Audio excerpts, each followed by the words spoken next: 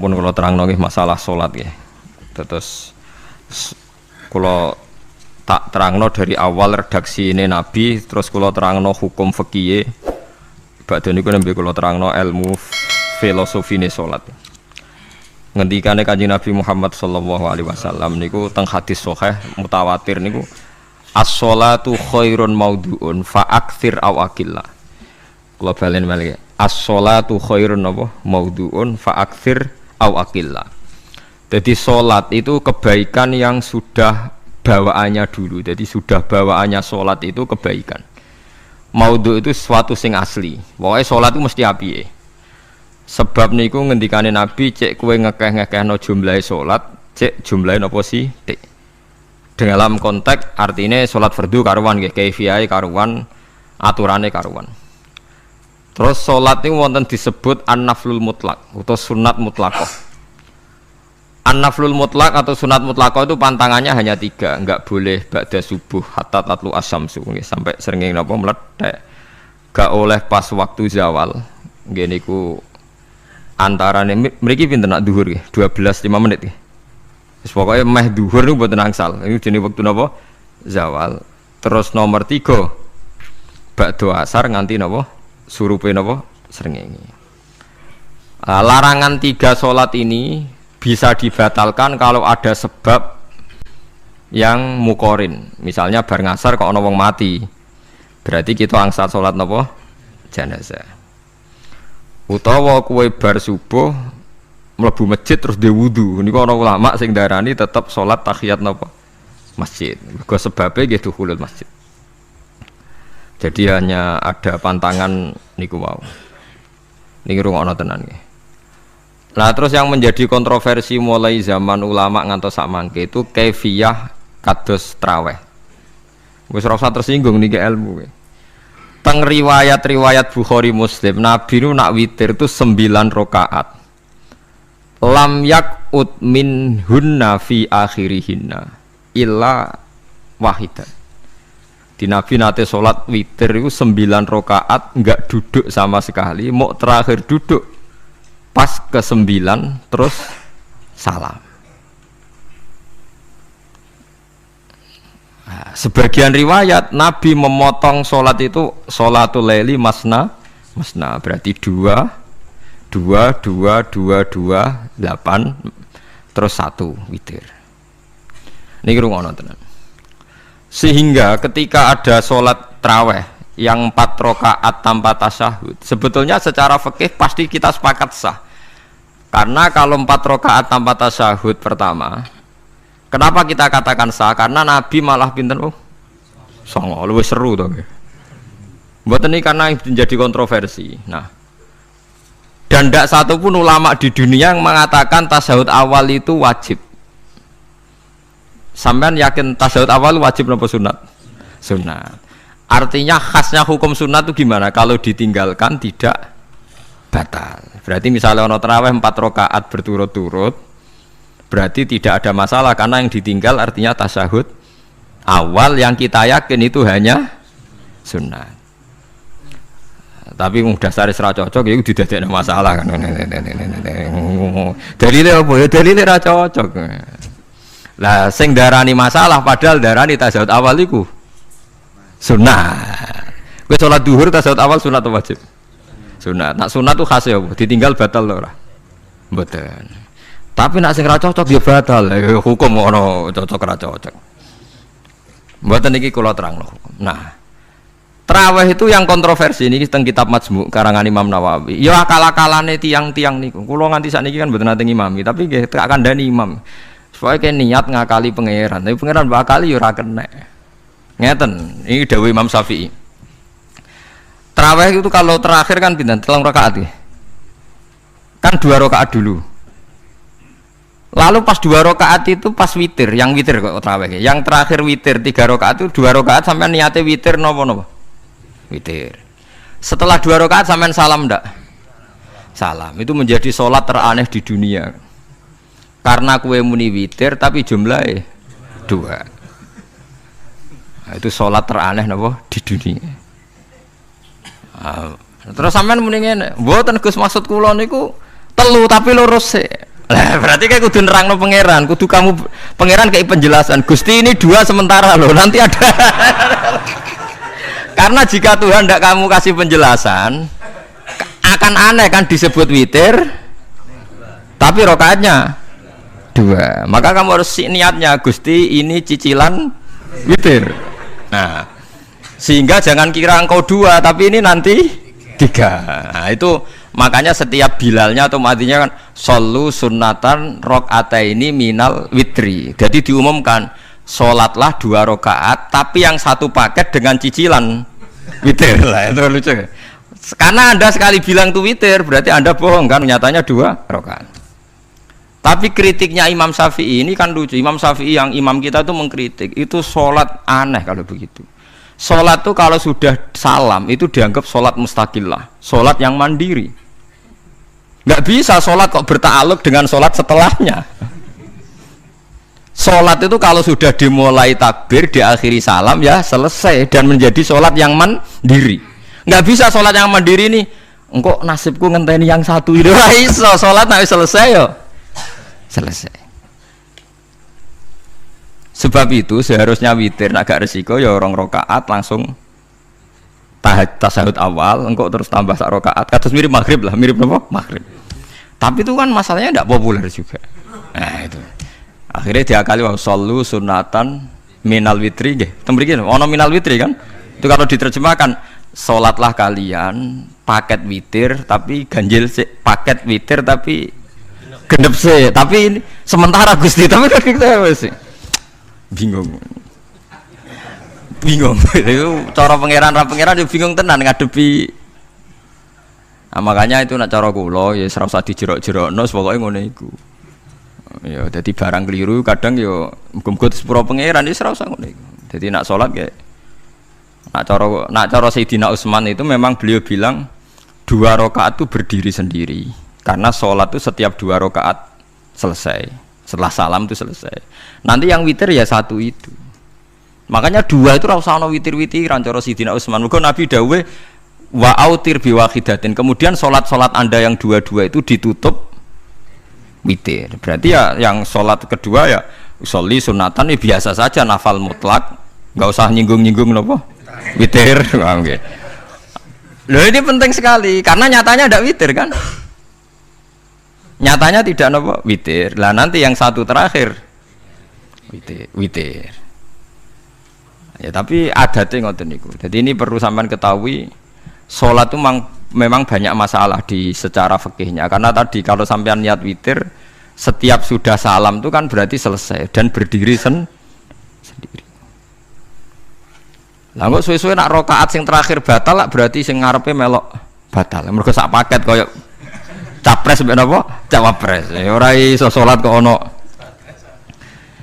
Nah itu paham ya. Terus niku kaifiah salat.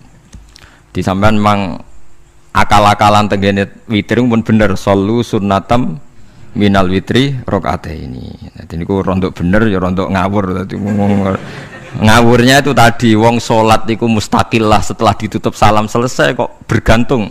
Hanya nasib 2 ini kan bergantung setelahnya kan.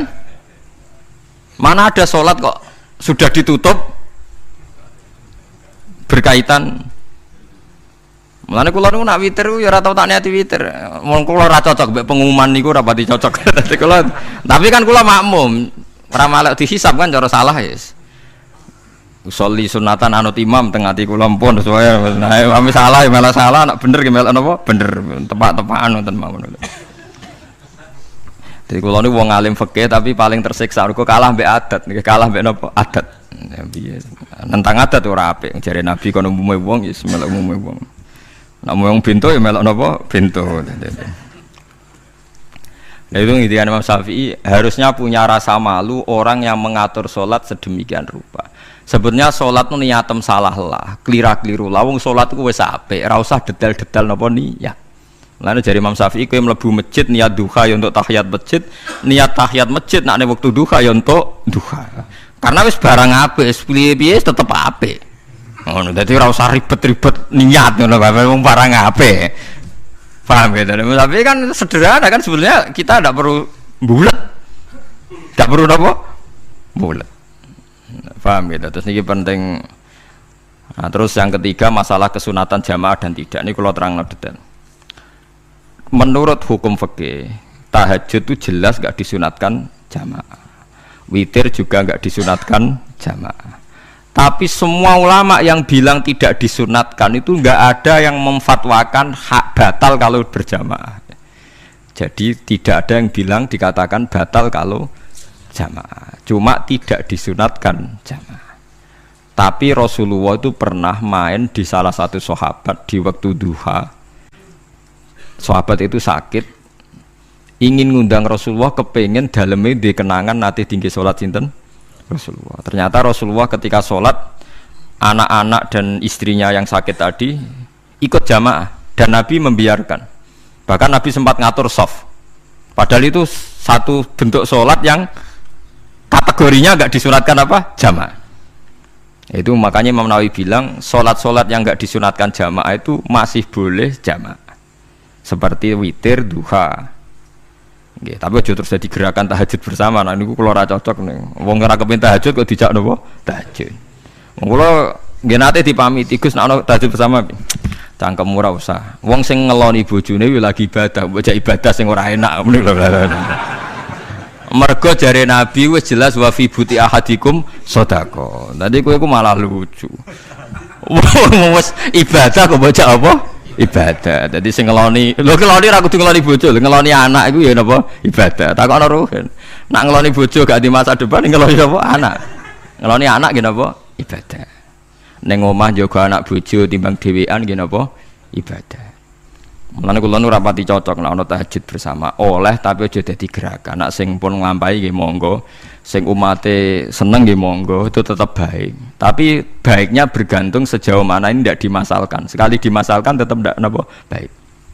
Karena nanti punya akibat yang sedang baik diajak baik yang lain, dari baik nikmat menjadi baik gremeng itulah itu perkara kan. Hanya orang kan sepakat kan nak ngumpuli bojo ibadah. Kabeh ulama sepakat kan. Dan itu penggemarnya banyak. Terus dijak ibadah yang penggemarnya sedikit. Dasar imamnya ra cocok lah itu kan resiko agama dikomentari kan tinggi. Makanya tidak usah dimasalkan. Sing kelon ya keben, sing turu gitu apa? Keben karena turu ki ibadah kan. Turu niku mari ra maksiat. Wong zina mergo ora turu. Wong maling mergo ora turu. Wong ngrasani wong mergo ora turu. Mulane kula nate cerita teng ngaji niki ana ulama wali.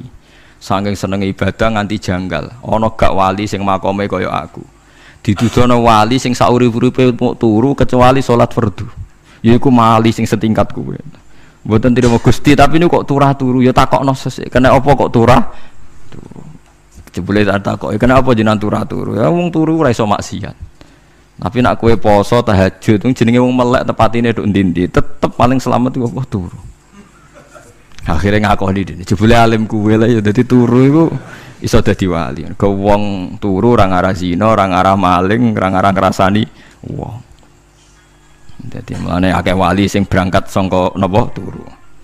Mulane Ashabul Kahfi iku wali sing kramate iku turu suwi. Mergo turu iku nak tepak. Niku iso dadi napa? Wali. Mulane kena apa keramat Ashabul Kahfi napa?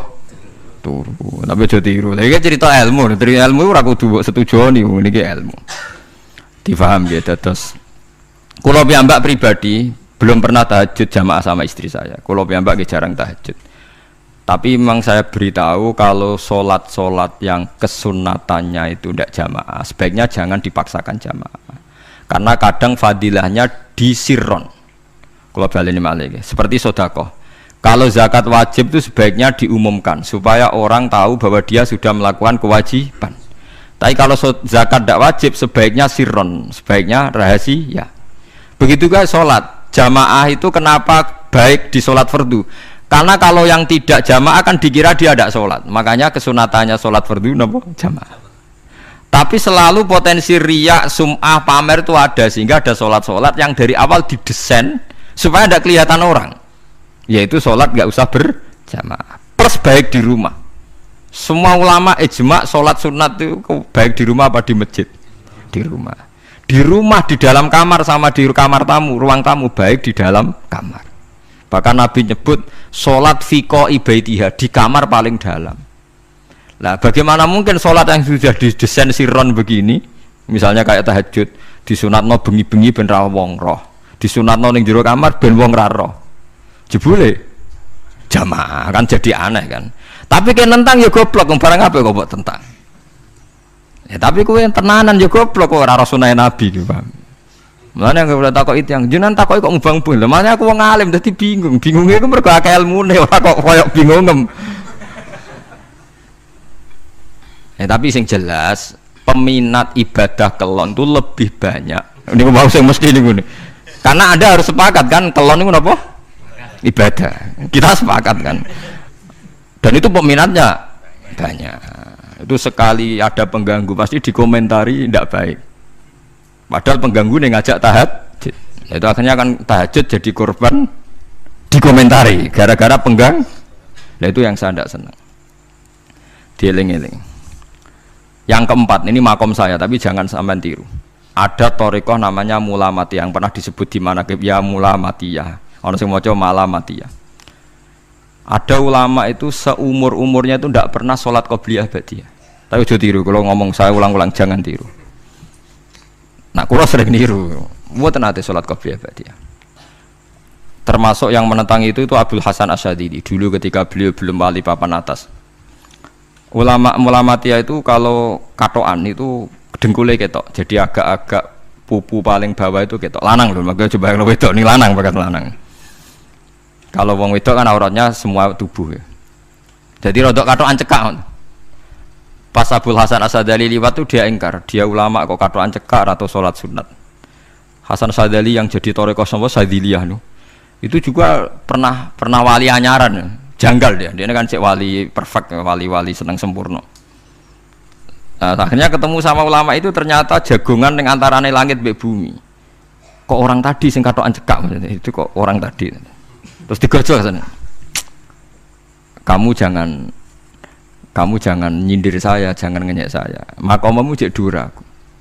Kamu lihat itu umatnya Muhammad banyak. Itu sing iso ngancani aku. Ternyata dia itu punya thariqah kumpul wong bid'ah, wong sekuler, wong nakal, supaya mereka untuk rahmat mergode ini. Karena dekne mantep para pangeran, gak mungkin wong bid'ah, wong salah tak awari aku kena azab. Mesti pangeran ngergani aku. Jadi dekne ngancani wong nakal itu demi supaya wong nakal ora kena azab. Mergo diproses ilallah. Diproses didakwai napa? Ilallah. Sebab barokah ini dekne dadi wali. Terus adeknya sholat sunat qobliyah ba'diyah adeknya berat, gak tahu belas alasannya. Dijak sholat fardu ya abot, nak nganti disangka qobliyah ba'diyah penting malah abot. Mulane aku rasa sholat qobliyah ba'diyah lah, iku sing makome iku. Kula baleni malih. Dijak sholat fardu wae abot. Nak nganti aku qobliyah duhur 4 rakaat, ba'diyah duhur 4 rakaat. Utawa 2 rakaat, 2 rakaat. Tapi paling afdol kan 4 khusus duhur lho nggih. Kaya apa? Jadi dia nunjukno nak Islam ku mau sholat fardu fakot. Ora luweh, ora kurang. Lha iku dadi wali Mulamatiyah sing digo tawasul teng Marakib Syekh Abdul Qadir apa? Jilani ya Mulamatiyah. Iku wali-wali anti salat qobliyah, anti salat ba'diyah. Lane kula niku nganti sakniki nggih jarang teng kampung kula niku terkenal Gus Pak iku wong alim ora tau salat sunat. Ya anggere wong narukan salat sunat kabeh aku malah ora, tapi nek ora kabeh aku tak salat ta. Pokoke sementing ku ya sementing beto, sementing beto. Ya alasannya masuk akal. Alasannya masuk akal. Maka itu Abdul Hasan Asyadili pernah juga diingatkan wali-wali yang lebih senior. Begitu juga Abu Yazid Al-Bustami. Beliau juga pernah dipermalukan wali-wali agak preman. Tapi itu cerita wali, sampean harus percaya karena ini cerita ilmu hal. Abu Yazid itu seorang wali besar, makanya kan masyhur banyak santri namanya Bustami itu dulu tafal sama Abu Yazid sinten Al-Bustami. Itu dia wali Menara Gading, dia yang ngajar di pondok awalnya begitu ngajar, pokoknya jadi wong saleh. Niki cerita, sing cerita kula nggih kiai-kiai. Cuma nak cerita niki kula ora roh referensine, tapi kula nate diceritani. Nak sing tadi saya tahu kitabnya. Jadi fair secara akademik sing wau kula roh kitabnya. Nak niki jari cerita. Tapi kula percaya karena saya tahu padanannya, tidak sepersis itu tapi tahu padanannya. Dia itu mimpi, ya Allah saya ini nanti di surga bersama siapa. Saking yakinnya dia soleh, jadi mantep papan atas, gak pantas ono sing baturi dekne apa ning swarga. Mbek pangeran dijawab, wis ngono mbek Ruhin gitu. Ternyata si Ruhin ini yang ditunjuk di mimpinya itu orang yang kumpul wong mabuk-mabuk di warung mabuk, warung mabuk, warung flare, warung. Terus dia ke situ tanya Ruhin yang lain nggak ada ya keriting ndak itu ya semuanya orangnya itu tok itu ngelek keriting ndak semuanya itu tok. Tanya-tanya nggak ada yang lain terus. Mosok wali kancaku kok awor wong-wong napa mabuk. Dia akhirnya balik kanan. Wah nak ngono ngipiku kok setan. Terus diceluk be wali tadi. Ya Aba Yazid, ya betul memang teman kamu di surga itu saya ya. Padahal ndak ngomong apa ya memang tiba. Ya betul, memang teman kamu di surga itu saya aja. Wah, iya wali tenar maksudnya bro. Terus ditanya, kenapa kamu berteman orang-orang mabuk itu? Dinya apa? Cangkemmu sing darani aku kancanan sopo. Aku iku ning gone warung mabuk mau ngombe banyu putih. Nak kancaku do mabuk aku orang banyu. Iku ape tak tobatno sing separuh ning masjid saking nyabariku ngancani, tapi aku ngombe banyu putih. Sing separuh tugasem senengane nyalahno wong. Waduh. Wali biasa kumpul santri kon nobatno preman. Mergo mangkel dene disalah Abu Yazid sing separuh tugasem. Mergo sing separuh tak tobatno saiki ning masjid serane warung ya. Abu Yazid ya rada meriang tapi wong piye ditantang ngono ndekne wali tenan. Mau ngetokno waline ndekne. Ya Allah, nak pancen kula waline jenengan tenan. Wong sing roh wajahku kudu tobat Gusti. Akhirnya Abu Yazid ngetokno waline. Ora umatem kon delok ora iku, nak ora tobat aja diundang Abu Yazid. Wah, sama dekat wali. Akhirnya, hei umatku, hadza Abu Yazid. Iku Abu Yazid wali Allah. Delok wajah itu. Didelok wajah langsung tobat. Makanya ini dua beliau itu akhirnya berteman apa di surga. Jadi milih wali sing kayak Abu Yazid atau sing. Nah menurut saya cerita ini penting supaya anda sing biasa ning warung ada kemungkinan itu lah. Maksudnya penting kan itu. Artinya berhusnudzon mbek wong ada potensi itu. Lho nggih, sampean tak ceritani di Yaman itu ada para habaib Maulad Dawilah. Maulad Dawilah itu termasuk habib yang kastanya sepuh. Itu Sayyid Umar Hafid itu sering main di sana di kampung Maulad Dawilah. Niku nggih modele nggih mboten nate salat sunat. Angger maghrib, badhe maghrib jagungan sekedap kinten-kinten di 10 menit terus salat isya. Kinten-kinten cara mriki nggih 6/4. Ya Sayyid Umar nggih mau gedhe-gedhe tok tapi Habib sendiri gitu. Mboten ngenteni waktu isya. Angger takoki jenengan Habib ndak bedui pokoknya kita bedui. Saking khawatirnya Islam dianggap berat. Mergo Imam Syafi'i ning madhab kaul jadid malah mboten kaul qadim kaul apa jadid nak darani wektu maghrib kira-kira wong salat 5 rakaat nggih terus pokoke wong wudu nutupi aurat salat 5 rakaat niku nate kula hitung kira-kira mau 20 menit dadi nak sampean salat isya 6:30 wis mesti napa sah cara madhab Imam Syafi'i lah cuma madhab ini enggak populer di ashabnya ditentang nggih oleh ashabnya yang populer enteke mega napa abang. Tapi sebenarnya mazhab Syafi'i yang jadid itu. Mulane kula nangger jamak takdim angger kira-kira wis 6:30 kita jamak nak pas lunga. Nggih sering jamak kalau tiang-tiang, tapi niki dereng isya. Ya pokoke cara aku wis ngisa, cara aku ora kudu mbok. Pokoke cara aku wis isya. Ya sebab kaul jadid malah. Makanya dulu ada seorang ulama berdebat. Sing sitok setuju waktu maghrib niku ngenteni entek mega napa abang. Ana sing debatnya masuk akal ngeten. Niki sama-sama ulama bapak mbek anak. Padha ngalime padha sepuh. Ulama iki malah aneh carane nentang iku dekne cara dekne waktu maghrib ku nganti kira-kira 6:30 nganti jam 7. Engko lagi waktu isya jam 7:15. Pokoke dekne mohon adarane waktu maghrib ku cepet moh. Jadi alasannya masuk akal. Pangeran nak gawe biasanya ono kembarane, jadi ono tandingannya, jadi lucu ulama kok jadi ulama ya kadang ya lucu. Sampai nak sholat subuh jam piro? 4:30 kan, anggap aja 4:30. Berarti subuh nganti meletak srengenge ada waktu sak jam setengah. Ono waktu pinten? Sak jam setengah. Lah saiki maghrib iku wis surup, nggih maghrib napa surup. Kudune maghrib ku di padanan subuh ono waktu sak jam setengah. Nah, dia tidak setuju. Entah emego abang tenan dia naik sak jam setengah malah dia Nak santrine adzan jam itu ngamuk, cung paling cepet 7:30. Perkarane dekne cara berpikir maghrib dipadakno subuh, yaiku qoblatul isyamsi ana wektu sak jam setengah jatahe subuh. Kudune ba'da ghurubi syamsi ya ana sak jam setengah jatahe maghrib. Dadi akhirnya santrine nak adzan 7:30, 7:30. Nak jam itu diamuk tenan. Nak maulad dawilah wali 6:15 wis isa. Perkarane lah iku ulama. Ya semulane ya semacam-macam ulama iku macam-macam. Ya sing anut sing umum, sing penting ora ruwet. Ya tapi wau as-shalat khairun maudhu'un, asal salat itu mesti napa apik. Ya asal salat itu mesti napa apik. Soal kaifiyah macam-macam. Nah, sing terakhir sing masalah kaifiyah yang enggak diterima. Apakah boleh witir hanya 1 rakaat? Jawab Imam Syafi'i, na'am, boleh witir hanya 1 rakaat. Kados kula piyambak barisa seringnya witir namung 1 rakaat. Ya ora ana ndase, ora ana gurine, 1 rakaat fakot. Iku witir sejati, paham? Witir napa sejati. Wah, mergo ora nganggo 3 rakaat, yang 2 kan masalah kan? Ana nyicil napa? Nyicil napa? Witir. Jadi kalau tak akali, Gus kenapa nak witir sitok? Lah aku nganggo witir model piye wae ketoke ora sejati, sejati gak?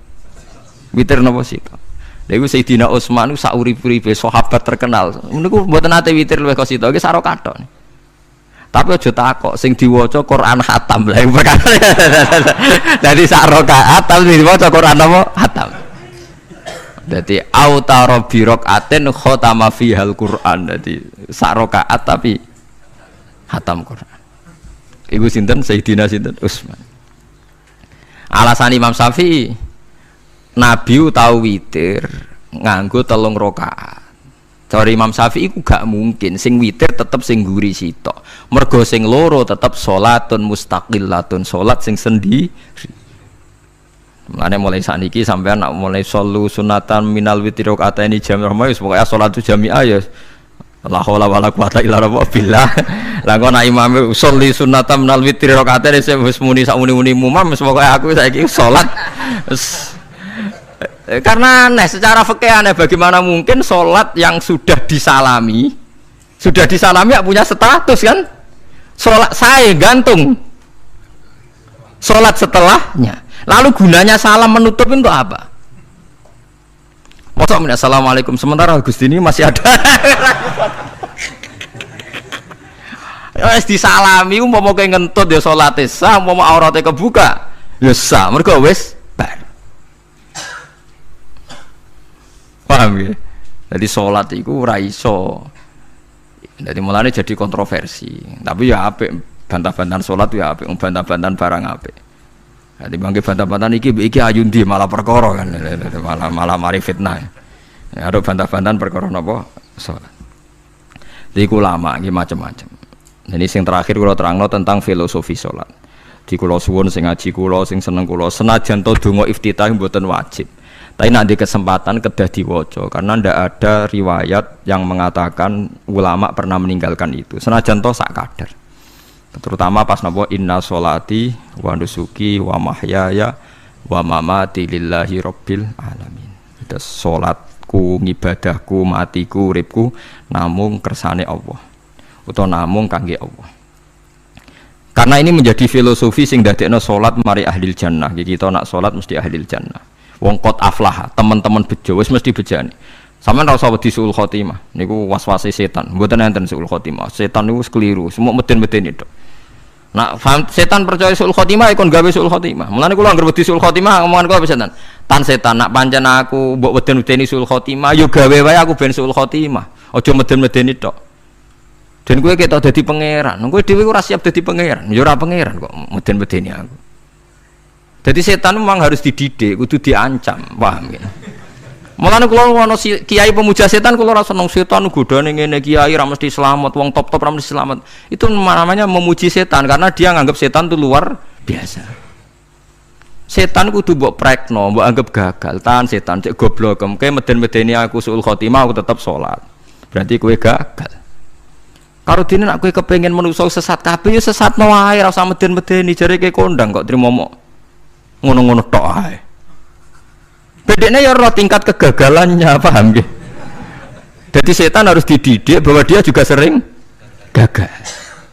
Setan kan ingin manusia nggak sholat semua kan, zina semua, maling semua. Ternyata kita tidak maling, yang sholat juga banyak. Itu kan berarti tingkat kegagalan ini apa? Setan. Lagi kita udah orang dan setan gue sholat puluhan tahun digodoh hilang gantinya goblok gue. Nak wong gue sholat puluhan tahun berarti puluhan tahun dalam kegagalan setan. Kalau wong sholat berarti setannya gagal. Mulane kula mbek setan niku saiki tambah wani. Ya mletene ngono kon mlebu neraka ya kok gelem. Misale dekne hebat kan mboten purun Gusti tak ning swarga mawon. Ternyata dekne mlebu swarga gak iso kan? Lah ya mletene lah ya wong lemahe ngono kok mbok entuk. Artinya setan kan lemah sekali kan? Lha iku sedekah lazim ketika ngendikan inna kaidas syaitani kana napa dhaifa. Sebenarnya setan itu dalam bahasa Quran itu dhaif sekali. Lemah sekali. Tapi kita sering muji. Nggih sering apa?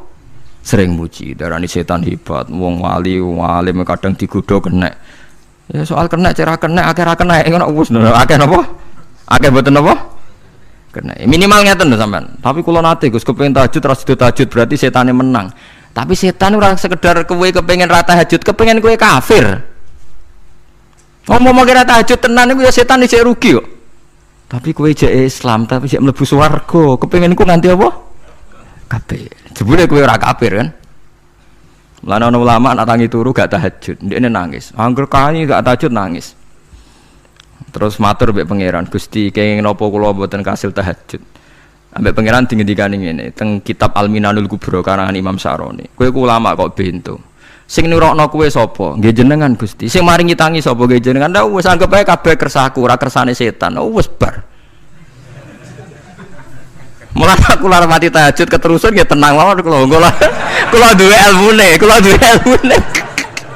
kowe ulama kok bento sing nurokno kowe sapa nggih jenengan Gusti sing nangene sapa nggih jenengan kula iya sak kabeh ku sing ngersakno aku ridho ra wis bar jan mulane kena tangi rali tahajud nggih ridho mawon apa meneh sebedino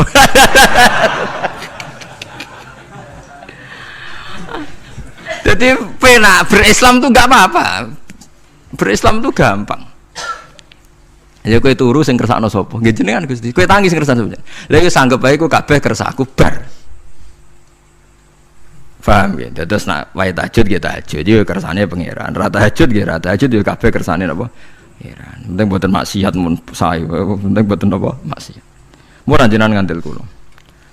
Inna sholati wa nusuki wa mahyaya. Lah ini sing titik tekane teng wa mahyaya. Ngeten misale. Urip niku kabeh kersane Allah. Carane mikir ngeten.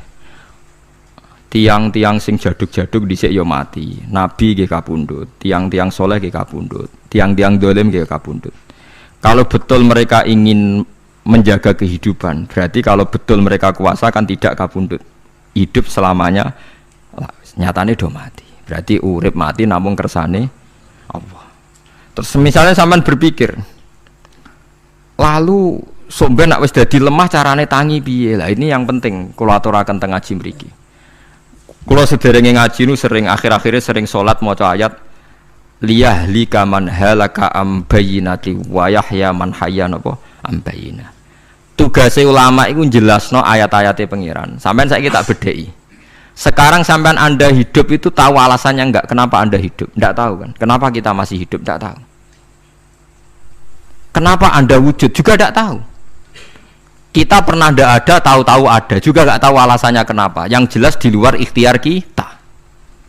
Setelah kita katanya punya akal ya, saya bilang lagi loh. Setelah kita katanya punya akal terus bilang kita masih hidup karena orang kelindes truk, karena nggak kena penyakit, karena jantung kita normal, paru-paru kita normal. Terus kita bilang hidup. Jadi kita atas nama kebodohan bilang kita hidup karena jantung kita normal, paru-paru kita normal, semuanya normal. Maka kita hidup.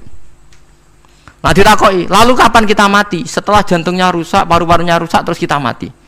Tapi orang yang sama kalau ada bilang, berarti yang menjadikan hidup itu jantung dan paru-paru.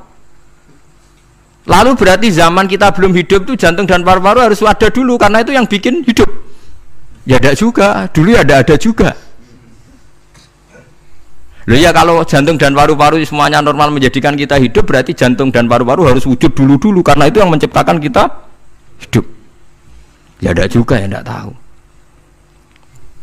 Paling-paling nanti statusnya paru-paru jantung hanya dipakai alat Tuhan untuk menjadikan ada kehidupan yang kita kira ada.